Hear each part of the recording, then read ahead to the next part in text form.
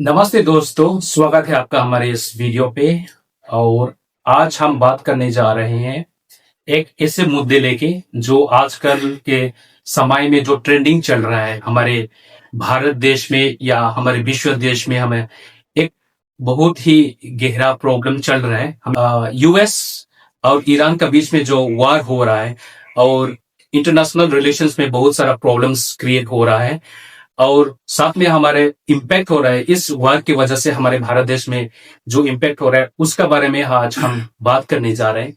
और आज हमारे साथ है विष्णु बोरो और साथ है पूर्ण ब्रह्मो। सो मैं इन लोग को हार्दिक स्वागत करता हूँ हमारे इस वीडियो पे। We have been seeing this few months, okay, this few months the fuel price have been rising, and there have been people complaining about it. The government is increasing the price, and people are feeling the pinch of the price rise uh, these days. What do you say about this price rise of the fuel, because of which we can see that it is impacting in different sectors? Way. So Yeah. obviously it will impact and it will go longer in coming days, I think. And और हम सोचते हैं कि जो Iran, पहले हमको इसके लिए हिस्ट्री में जाना पड़ेगा थोड़ा। अच्छा, मतलब ईरान और यूएस का जो ये झगड़ा है, ये जो सेस गेम है, तो ये जो सेस गेम है इसके उसको हमको समझने के लिए थोड़ा हिस्ट्री में जाना पड़ेगा। हिस्ट्री में ये था कि एक समय पे Iran was it was a democratic country. We all know that. So वहाँ पे जो डेमोक्रेटिकली इलेक्शन होता था, बाद में वहाँ पे जो रिलीजियस लीडर जो अभी हाल ही में मारा गया, यूएस ने मार गिराया, तो वहाँ पे अलग सिस्टम आ गया बाद में। डेमोक्रेसी जो है वो नहीं रहा, तो उसके वजह से ही मतलब यूएस के साथ बहुत झगड़ा हो गया 1983 और 85। उस समय के बाद यूएस के साथ उन लोगों का टेंशन बढ़ गया। तो ईरान में जब तेल मिला था ना, जो अगर if you go back to history, discovery of oil was actually the scientific discovery and the exploration of the oil, all the wells. Actually, it was done by the Americans with the help of the American government. Then and there was an agreement between US and Iran.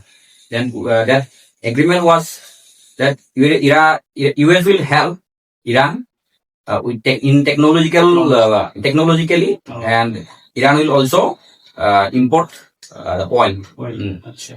So after that, this agreement broke. तो agreement जो है जब Iran में जब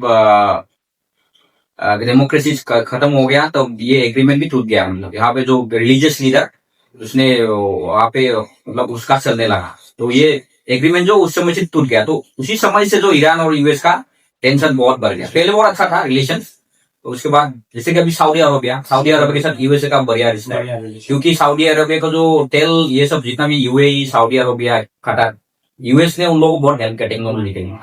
कि तेल जो है वो तो है, लेकिन उसको जो एक्सप्लोरेशन, साइंटिफिक डिस्कवरी, ये सब भी टेक्नोलॉजी चाहिए और पैसा बहुत चाहिए। तो उसमें यूएस ने उन लोगों को पहले फर्स्ट मदद किया था, तो इसलिए आज भी वो लोग यूएस के साथ है। तो ईरान थोड़ा बाद में अलग डायरेक्शन ले गया। तो वही है। और उसके बाद अभी जो फिलहाल जो टेंशन है वो ये है कि ईरान जो है उसका हमको डीप रूट में जाना पड़ेगा। Iran is not accepting, actually China is paying Iran not in dollar, they are paying in their own currency. That is the real issue here. US जो है ना, यूएस का दो हथियार है यूएस के पास, जो दुनिया को कब्जा करने के लिए ना दो हथियार है। वो है, एक तो हो गया हमारा जो ये सिस्टम, जो डॉलर तो एक बहुत बड़ा हथियार है। वो इंटरनेशनल पेमेंट सिस्टम जो है वो यूएस कंट्रोल करता है उसको। तो वो दोनों हथियार यूएस जो है वो हमेशा यूज करते हैं। रशिया के अगेंस्ट में हाल ही में हमको पता चला था, रशिया के अगेंस्ट में जब ये मतलब यूक्रेन को हमला किया था, तो रशिया का $100 बिलियन फ्रीज कर दिया। जो फ्रीज हो गया तो यूज नहीं कर पाया वो लोग रशिया ने, इसीलिए इंडिया के साथ रुपी में ट्रांजेक्शन कर रहा था, रुपी से पैसा दो हम भी। यूएस जो है अपना जो दबदबा, the hegemony of the US, they want to continue it. And that is the main problem. If you want to continue your hegemony, somewhere some country will, respond with different intentions. That is that US do not like. That is the problem. This is the basic rule actually. But now what is happening? Iran has already proposed for consideration of the peace agreement, but US Donald Trump, he's little bit very arrogant type of person. In my opinion, I don't know what others think, but I think he's a little bit arrogant, little bit थोड़ा जो वो है ना कि USA का president हूँ मैं, कौन कर सकता है क्या? That kind of ये बात तो सही है। हाँ, रिसेंटली भी हाँ, वीडियो सब में हाँ, वायरल हो रहा था, जैसे कि डोनाल्ड ट्रंप ने जो मोदी जी को किस तरफ से बोला था, तो वो बहुत वायरल हो रहा था। वो दर्शाता है कि तो वो अभी जो गैस प्राइस है ना वो अभी लंबा जाएगा, अभी ये एक साल तक जाएगा, एक साल ज्यादा भी जा सकता है। हाँ, तो ये तब तक नहीं थमेगा जब तक ईरान न्यूक्लियर प्रोग्राम जो है हाँ, हाँ। कंप्लीटली खत्म ना कर दे। तो I think main war region between US and जो ईरान पे जो चल रहा है, एक मुद्दा जो है वो है न्यूक्लियर पावर प्रोग्राम की, वो एक मुद्दे जो है। सो USA is afraid that the Iran may be very powerful in using the nuclear. So in the future, maybe it is with the view that the Iran might use nuclear weapons to attack maybe. वो डर तो हमेशा लगा रहेगा। And this thing is, you see, US had also attacked in Venezuela. We have seen in the recent past. Okay, Venezuela में भी वो attack हाँ, किया था। वेनेजुएला में चला था। So मुद्दे main चीज, it's fighting for oil, one thing. Another thing is, it is also, he doesn't want other countries to overpower them. That is one thing. That is the So problem. they are afraid of China as well. That is one of the thing. लेकिन इधर में मैं I want to say something कि बहुत लोग सोचते हैं कि यूएसए के पास तेल नहीं है। हाँ, वो लोग भूसा का तेल चाहते हैं, but you will shock to know USA is one of the top 10 country who has largest oil and natural gas deposit. US के पास भी बहुत तेल के भंडार है, लेकिन वो लोग क्या करते हैं, अपना भंडार को डिपोजिट मतलब फिक्स डिपोजिट टाइप सेव करके रखते हैं ताकि इमरजेंसी के टाइम उसको यूज कर सके, और दूसरा से इंपोर्ट करके दूसरा का मतलब वो करते रहते हैं। तो मेन मुद्दा जो है तेल भी है, लेकिन उससे ज्यादा जो इशू है वो झगड़ा जो कंटिन्यू हो रहा है, बिकॉज ईरान जो है कंप्लीटली उसने क्या कर दिया, they did not accept the dollar system. Dollar को जो है कंप्लीटली उन लोगों ने रिजेक्ट कर दिया कि डॉलर में हम लोग पेमेंट नहीं करेंगे। अभी इंडिया जो है डॉलर, इंडिया का जो रुपी गिर रहा है किसके वजह से, क्योंकि इंडिया जो है डॉलर में पेमेंट कर रहा है अभी। हाँ, इंडिया डॉलर में पेमेंट कर रहा है, तो इसके वजह से इंडिया का डॉलर ज्यादा जा रहा है पेमेंट करने में। पहले सपोज $15 बिलियन, अभी $20 बिलियन जा रहा है, तो डॉलर ज्यादा जा रहा है, इसलिए रुपी का वो वैल्यू गिर रहा है। यही कारण है। Sir, what do you think this war, how long will it continue? Do you think this war will come soon? And मतलब कितना लगता है आपको, क्या लगता है? Will it continue for a longer time, or like thus it is happening in Russia and Ukraine? That's been extending for almost 2-3 years, right? तो क्या आप सोचते हो कि this may also continue? US and Iran as well? हाँ, जैसे कि हम देख रहे हैं, मतलब रशिया और आपका यूक्रेन के साथ चल रहा है अभी फिलहाल शायद। तो बेसिकली तो प्रॉक्सी वार है। प्रॉक्सी वार है, जैसे कि यूक्रेन के साथ आपका यूएस लड़ रहा है, वही है। तो मुझे लगता है ये वार भी जो है आपका ईरान और यूएस के साथ जो चल रहा है वो भी इसी तरह मतलब लंबा खींचेगा। बेसिकली अगर ये वार कंटिन्यू होते रहेगा, I think the entire economy, Indian economy will be affected, because क्योंकि हम लोग का जो एक्सपोर्ट भी जो हो जाता है, राइस का कुछ एक्सपोर्ट जाता है हम लोग का, यहाँ से जो रॉ मटेरियल्स एक्सपोर्ट होता है ना, वो मिडिल ईस्ट या वेस्ट एशिया में बहुत सारा जाता है, जैसे कि राइस या फिर फूड मटेरियल से बहुत सारा हम लोग का भारत देश से भी एक्सपोर्ट होता है। तो if the war is continuing and you see strait of Hormuz है, सो बाब एल मंडब जो है, नॉर्दर्न स्ट्रेट, वो एरिया मतलब बहुत मतलब रिस्की एरिया हो जाता है। कुछ दिन में देखे थे हम लोग, मतलब हमारा शिप मार गिरा दिया। अभी रिसेंटली तो we can not, so I think 11 there is a fear that is being created there ना, कि उतना सेफ नहीं हो सकता है, कोई भी आके अटैक कर सकता है। So in that case the export import is being impacted, affect होता है इस तरह से। सो we also export a lot of things, but we also import, I think majority, I think around 80% of the oil is being imported from West Yeah, Asia. it is actually 85%. 85%. We export 85% of our need. Yeah. So it's a huge amount. Maximum of the import is being crude oil is being done from there. 15% हमारा domestic production 15% हो गया है। बहुत कम है, बहुत कम। बहुत कम। अब वैसे कंजम्पशन जो है बहुत हाई है हमारे भारत देश में एनर्जी कंजम्पशन। तो अगर इस तरह का सिलसिला चलते रहेंगे तो I think the economy of India will also slowly, I think inflation will go very high. Inflation, obviously, inflation, the all are connected to the. Oh, yeah, crude oil. exactly. Everything is connected to the energy, the flow of crude oil. The crude oil is being stored. I think we don't have enough reserves to satisfy the need of the people of our country ना। इसका impact अगर हम लोग discuss करते हैं ना, इसका impact जो है तो सबसे पहले लॉजिस्टिक्स पे भी वो इम्पैक्ट करता है। उसके बाद हाँ, उसके बाद ट्रिपल इफेक्ट जो होता है, उसके ट्रांसपोर्ट की वजह से अगर महंगा पड़ रहा है तो सब चीज में महंगा हो जाता है। So ultimately everyone is suffering. लेकिन लोग ये नहीं समझते, मतलब अरे what is happening somewhere in, but most of the people they do not know, like common men, no? So it's very difficult to make them understand that. So far technologically also, you see, we are not in that state, like we don't need that crude oil to sustain or to, because nowadays we see the electric vehicles are also coming up. Electric vehicles जो आ रहा है, लेकिन वो तो इतने efficient नहीं हुआ है कि इस लेवल में नहीं पहुंचा है। प्रॉब्लम इंडिया का जो प्रॉब्लम मेन दिक्कत है ना, if we compare with China, the problem is our storage capacity. Storage capacity मतलब हम लोग का जो है चाइना से बहुत कम है। इंडिया का जो स्टोरेज कैपेसिटी है, अगर कहीं पे वार हो गया तो इंडिया इंपोर्ट नहीं कर पाया तेल, तो इंडिया का चलेगा सिर्फ 1 महीना। 1 महीना का डिपोजिट है हम लोगों के पास, 1 महीना हम लोग चल पाएंगे। Just for 1 month. Just for 1 month we can run the country. China में जो ये जो डिपोजिट है, वो स्टोरेज है उन लोगों का, वो 1 ईयर तक भी है। हाँ, 6 months, 7-8 months लाइक दैट। तो वो लोग बढ़ाते जा रहा है। तो इंडिया में जो है वो मतलब स्टेगनेंट है, मतलब जितना है वही है। जी ने जो बोला था, अनाउंस किया था आफ्टर जो असम और बंगाल इलेक्शन के बाद ही आके, मतलब पहले तो नहीं बोला, तो उसके पहले ही पता चल गया था उन लोगों क्या होने वाला है। लेकिन इसका जो हम लोग प्रेशर एब्जॉर्ब कब शुरू कर दिया लेना, जब असम एंड बंगाल इलेक्शन के बाद। हाँ, उसका वजह तो पता होगा सबको, पता है क्यों, मतलब क्यों ऐसा किया गया। पहले करता तो थोड़ा उसमें थोड़ा दिक्कत आता इलेक्शन के, इसलिए वो किया गया।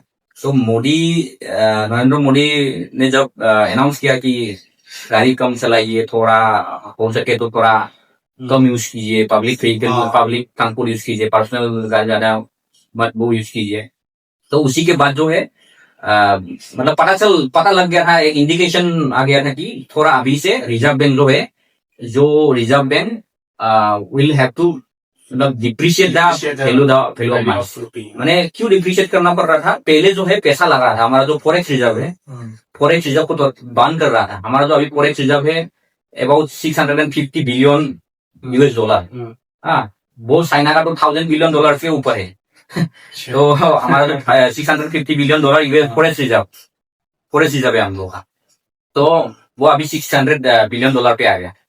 तो मतलब बहुत कम हो गया। Within 3-4 months 50 US billion dollar हमारा मतलब हम लोग बंद करना पड़ा। तो ये जो 50 US बिलियन डॉलर था, इसी ने ही वो एब्जॉर्ब कर रहा था। ये शॉक वेव था, दिस प्रेशर, ये कौन एब्जॉर्ब कर रहा था? दिस 50 बिलियन US डॉलर इसने एब्जॉर्ब कर लिया। अभी और ज्यादा एब्जॉर्ब करेंगे तो हमारा जो फॉरेक्स रिजर्व है वो खत्म हो जाएगा। इलेक्ट्रीफाई अगर बोलेंगे तो हमें ज्यादातर देखिए बैटरी वगैरह यूज किया जाता है, जिसमें आपका लिथियम या कुछ मेटल्स यूज करना पड़ता है। And so there has to be availability of such resources also.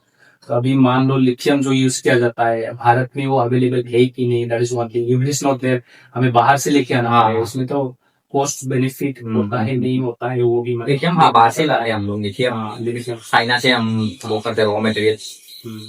China तो अभी लार्जेस्ट प्रोड्यूसर है लिथियम का, लेकिन लिथियम चाइना में नहीं मिलता है।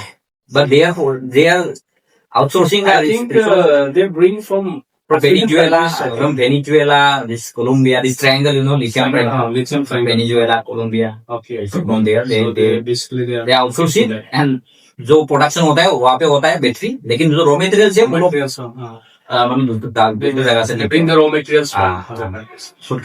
खुद का मतलब इश्यूज नहीं है, फिर भी वो लोग कर रहे हैं प्रोडक्शन में। टॉप में इंडिया बहुत पीछे रहेगा इसमें। इंडिया बहुत पीछे रहेगा. I think to balance this problem, no, I think India has to work on this technology of using or electrifying India. So that is one of the things. Let's say, like, if it is able to use the transportation, if it is able to electrify majority of the transportation system, so the usage or the requirement for the crude oil for India, I think it may be less required. जैसे कि you see, if we use all the transportation is electrified, so we will need less amount of fuel for transportation. We will be using maybe for domestic purposes. We can that amount we can put for other purposes. ना? other purposes. जो पैसा जो हम बोल आते जुड़े लाते उसको अलग जगह में यूज कर सकते हैं डेवलपमेंट के लिए. Yeah, that's the thing. और ये जो एनर्जी ट्रांजिशन का प्रॉब्लम है ना, this energy transition it is a long term vision. ये 1-2 साल में होने वाला चीज नहीं है. मतलब it is a long term vision. और इसमें जो है ना, आपको पहले जो इकोसिस्टम बिल्ड अप करना पड़ता है. You have to build up the ecosystem. Ecosystem means आपको सपोज आप इलेक्ट्रिक व्हीकल आप लाना चाहते हैं, उसके लिए आपको स्टेशन लगाना पड़ेगा, चार्जिंग स्टेशन. अभी इंडिया में आप देख लो कितना चार्जिंग स्टेशन है, very limited. Very limited. If you buy an electrical vehicle, first of all, you will have to find out where is the plug for charging. Obviously. So it's a very like inconvenient, so to say, like if you're traveling for long distance and your battery charge is over and there is no plugs around, so you'll get stuck. So that is also a major trust problem. नहीं आएगा ना. Trust कहाँ से लाओगे आप? बिल्कुल नहीं होगा. ट्रस्ट बिल्डअप करना पड़ेगा. आप इकोसिस्टम बिल्डअप नहीं कर रहे हो, डायरेक्ट आप खरीदो कार खरीदो, तो लोग कैसे खरीदेंगे? That is the thing. खरीदेंगे बहुत, लेकिन वो limited 5%, 6%. But we have to plan.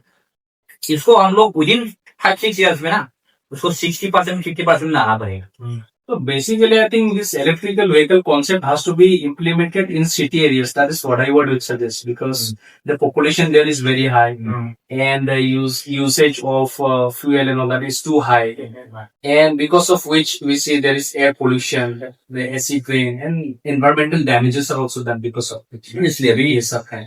अभी देखो शंघाई जो पहले शंघाई और बेजिंग जो था, it was one of the most polluted city in the world. हाँ. मतलब टॉप 5 में था बेजिंग एक समय में. हाँ, मास्क लगा के वो करना पड़ता था, मास्क लगा के घूमना पड़ता था. Okay. हाँ, अभी ये दो टॉप पोल्यूटेड सिटी है वो इंडिया का. हमारा मतलब मुंबई आता है, दिल्ली आता है. दिल्ली आता है. दिल्ली मुंबई हमेशा रहता है. और कोई छोटा मतलब टाउन भी रहता है, सिटी मतलब रहता है कोई. तो प्रॉब्लम ये है कि उन लोगों ने स्ट्रेटेजिक मतलब विजन लिया. उन लोगों ने जो इलेक्ट्रिफिकेशन किया, इलेक्ट्रिक व्हीकल, तो वो लोगों ने मतलब 6-7 साल 8 साल पहले ही वो लागू कर दिया था. Okay. तो हम बहुत पीछे चल रहे. तो चाइना का अभी जो शहर है, तो वो one of the most cleanest city. China is very ahead. I think it is much ahead of USA also to say, no? ये डेवलपमेंट सेक्टर में अगर देखोगे चाइना बहुत आगे है. In some of the sectors like transportation and all, no? Even the US is behind. Very behind, बहुत पीछे है अभी. चाइना में तो मतलब अभी जो चाइना में इंडिया और चाइना का वही डिफरेंस है ना. इंडिया और चाइना का डिफरेंस यही है, वहां पे डिसीजन लिया जाता है और उसको इम्प्लीमेंटेशन बहुत जल्दी होता है. So like you see the government of India is a democratic country and you see there this communism, right? So there I think Republic of Communist Party or what something is there, Communist Party of China, right? That is running there. That same party I think it has been running, I think I don't know how many years it has been quite long thing. एक ही party, one party system ना. One party system. China है तो one party system. अभी Xi Jinping तो मरने तक रहेगा ऐसा बोला जाता है. That form of government is also playing an important role in developing the country, I think. नहीं, मैं डायरेक्ट बोल देता हूँ, जो देशभक्ति है ना, असली देशभक्ति, द रियल नेशनलिज्म, वो चाइना में दिखाई देता है. इंडिया में ना दिखावा करते हैं, दिखावा सब मतलब दिखावापन. जब खेल शुरू होगा तब नेशनलिटी मतलब जग जाएगा. जब कहीं पे वो होगा तब नेशनलिटी जाएगा. लेकिन जब असली में कौन सा व्हाट इज द नेशनलिटी है, जो नेशनलिटी वो है कि आप पब्लिक स्पेस पे कैसे बिहेव कर रहे हो. आप पब्लिक प्रॉपर्टी को अपना जैसे मान रहे हो कि नहीं, गवर्नमेंट प्रॉपर्टी को अपना कर्ज से मान रहे हो कि नहीं. इंडिया में जो है कोई भी नहीं मानता है. कौन मान रहा है गवर्नमेंट प्रॉपर्टी खुद का मतलब आपने सिविक सेंस देखो, चाइना में Civic sense, that is one वो of भी एक नेशनलिटी है वो भी एक nationality, nationality. one nationality, yeah. कहीं पे भी खाओ कूड़ा फेंक लो, कहीं पे भी मतलब खाया फेंक मतलब कचरा फेंक लो. War leaves no home untouched. Everything we loved is gone. There are no winners here. Thank you for watching the video till the end. If you like the video, hit the like button, subscribe for more, and hit the notification bell icon to stay updated. We will see you in the next video. Till then, take care, be safe. Jai Hind, Jai Bharat.